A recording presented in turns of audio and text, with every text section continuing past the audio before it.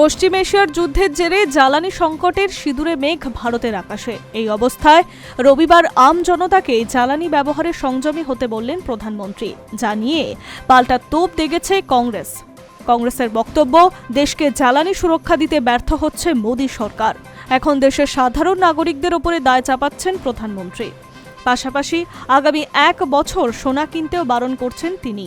জ্বালানি কম কেনার বিষয়টি বোধগম্য, কিন্তু সোনা না কেনা, বিশেষত ভারতের মতো দেশে যেখানে সোনার সঙ্গে বিয়ের মতো সামাজিক রীতিনীতি সম্পর্কিত, সাধারণ পরিবারের অন্যতম সম্পদও বটে। বলে রাখা ভালো, জ্বালানির মতোই সোনাও ভারতে আমদানি করা হয়। এর জন্য খরচ হয় বিরাট অঙ্কের টাকা। সেই খরচও এখন সমস্ত সীমা ছাড়িয়েছে। অশোধিত তেলের চাহিদার প্রায় 85% আমদানি করা হচ্ছে। তেমনি বিশ্বের অন্যতম বৃহত্তম স্বর্ণ আমদানিকারক দেশও ভারত। মানুষ যত সোনা কিনবে তত বেশি করে সোনা আমদানিও বাড়াতে হবে। ফলস্বরূপ আমদানি খরচ সামলাতে অতিরিক্ত ডলার খরচ করতে হবে।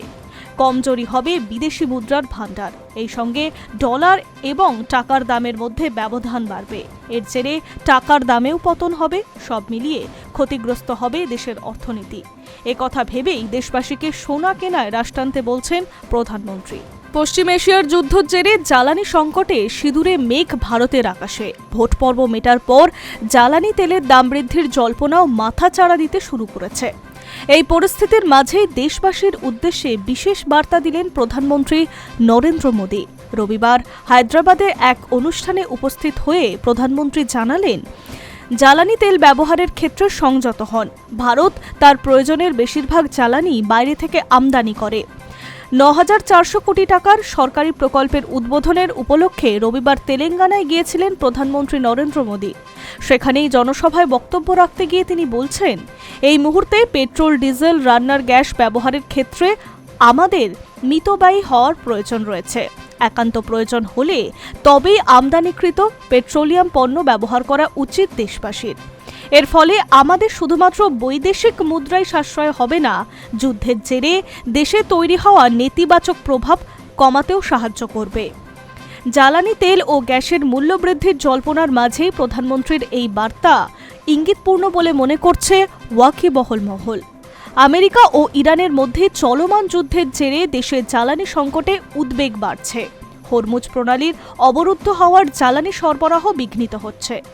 সরকার এখনো পর্যন্ত পেট্রোল, ডিজেল ও মধ্যবিত্তের রান্নার গ্যাসের দাম না বাড়ালেও রিপোর্ট বলছে এর জেরে তেল সংস্থাগুলি প্রতিদিন প্রায় 1,600 থেকে 1,700 কোটি টাকার ক্ষতি হচ্ছে।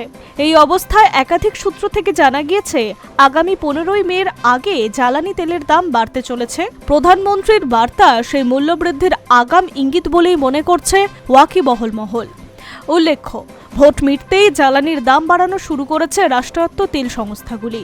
প্রথমে কোপটা এসেছে বাণিজ্যিক গ্যাসের ওপরে।